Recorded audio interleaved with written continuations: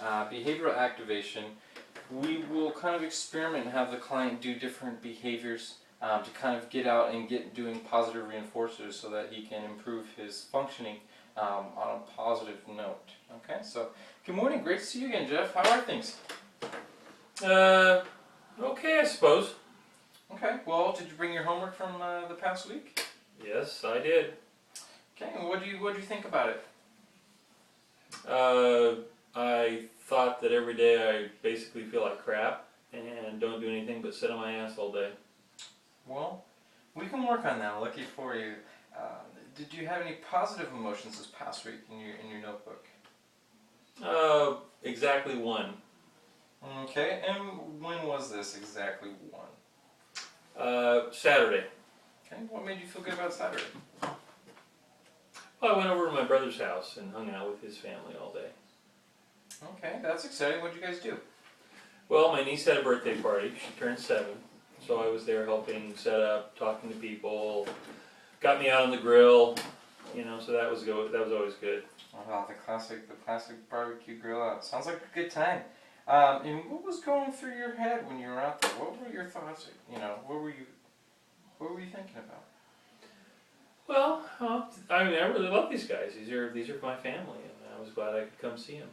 Well, that's a good way to think of things, and I'm sure they were really glad to kind of have you there as well. I'm sure they appreciated it, so that's a good way to look at things. Yeah, I love those guys. My niece and nephew, they're just classic little kids. They crack me up. Very cool. Well, that kind of leads me to my next activity for you. More homework, more diary. Yeah, but it's just to see how much you've improved. I can tell, you seem a little bit better today, which I can already see between this week and last. But this week I want you to get out and do some things for yourself. Like workouts or something? Well, those would be good, but it doesn't have to be anything like that. It can just be simply something you enjoy.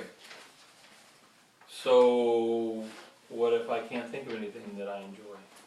Well, let me respond to your question with another question. You've got a whole day to yourself, a little bit of money. The money, we're not really worrying about money in this situation. Oh, that's good. Okay. What would you do? What would make you happy? That's a hard one. Okay. I don't know. What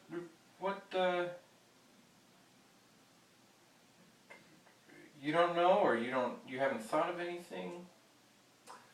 I haven't thought of anything. Let's put it that way. Okay. Well, let me ask you this then. What did you do without your wife, granted?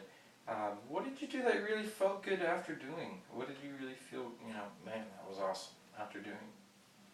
Well, I used to go on a lot of hikes back when I was younger, and I liked the open space and the solitude. Well, that sounds like the perfect idea, man.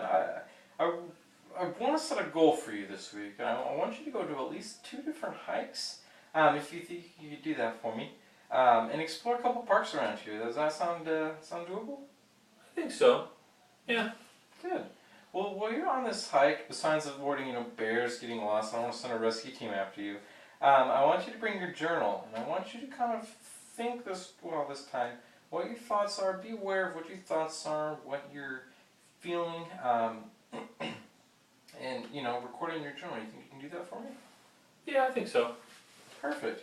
Well, then bring that journal back next week, and we'll go from there the next time at the same time next week. Okay.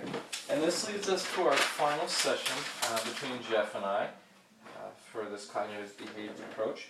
In this third and final session, steps 4 and 5 are going to be executed with really a focus on identifying beliefs and belief patterns that are inhibiting, his functioning, his psychosocial functioning. Really, we want to have him identify his beliefs, which is step 4, and then step 5 includes challenging those and evaluating them. So in this one, we're going to kind of get to the nitty-gritty of what evidence does he have to support this belief. Is there an alternative explanation, and what are the real implications of this belief? So welcome back, Jeff. How are you doing today, man? It's good to see you. I think I'm doing better. It was really a blast. I got to be honest with you, going on those hikes. It kind of reminded me of of my younger days. That's good, man. I'm excited. That's exciting. Did you bring your journal along with you today? Of course I did. All right, good. So I want to focus today on your beliefs that you have throughout your week. That's going to be our tone today. Was there a particular day that you felt like, man, I sure hope tomorrow's better because today's just god awful? Yeah, I think Monday was like that for me. Okay. What happened Monday? Nothing, that was the problem. What do you mean by that? I sat down and watched TV all day. Oh, so not a very active day, huh? Nada. So what happened that made Monday such a bad day while you were home all day? I watched TV. Well, I watched TV and I thought. Uh-oh. And what were you thinking about? I was just kind of getting mired down in what life was going to be like without her. Oh. And what were you thinking? I don't really want you to think about your wife. I want you to think about what you were thinking about yourself at that time. Well, I felt like crap. I felt worthless. I felt like there isn't a time to look forward to do this, with this divorce. I mean, I made note of it in my journal. I was able to realize that me thinking about the divorce really ruined my mood for the whole day. Okay, so now you had these thoughts, and they obviously made you feel, like you said, like crap. But that's a good thing if you can believe it, man. Let's look at the bright side here. It is? Yeah, absolutely. Think about it, man. A couple of weeks ago when you walked through this door, you wouldn't have been able to identify the difference between your thoughts and emotions and how your thoughts are impacting the way you feel. And you understand, right, that you said you were thinking about how the divorce made you feel. And once you found out how you felt, you were able to recognize those thoughts that led to your emotions. So, I guess so. well, you were able to, and that's a big step, man. That's really, I'm proud of you. I guess you're right. Okay. Well, you were the one who was right. Not me. So I'm just here to point out. So now that you have identified this belief that I won't be able to exist after the divorce, your feeling of just I don't know what to do. It's gonna be so god awful. Causes a drastic mood shift. So let's take a look at this to see if you really can't exist past the divorce. You're just choosing to think that way. Okay. So when you start believing that you can't go past the divorce, what's looking at you, you're staring at face to face saying, you really, you know what, Jeff, you can't do it. You're not going to be able to get past this divorce. What's that evidence? I'm sorry, you lost me. Well, I guess what I'm getting at is, what evidence is there to say that once this divorce is over, I'm done. I'm not going to exist. I'm not going to be able to get better, and I'm not going to amount to nothing. I'm not going to amount to anything after this divorce. What's proving that to you right now? There isn't. I just know I can't do it. Well, see, that's my point exactly, man.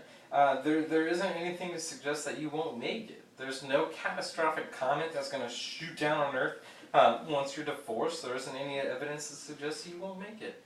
And that's the best evidence you can ask for, right? I guess. Yeah, I guess. Yeah, so moving on, when you think that you won't be able to survive without your wife, is there any explanation that could also explain this thought? Well, not really. Well, here's one we can kind of test together. What about the fact that you're worried because this is a new thing for you? That it could be that you don't think you'll survive because she's been in your life so long and that this is just unexplored territory rather than an end. This is an opportunity to kind of explore. Have you ever thought about it that way? Well, I guess you're right about that. I guess I'm just afraid because I've never done something like that before. See, you're catching on. Now the last thing I want to ask you before our session is over today are when you're thinking that I'm not going to survive past this divorce, what are the consequences of that? I'm not sure what you mean.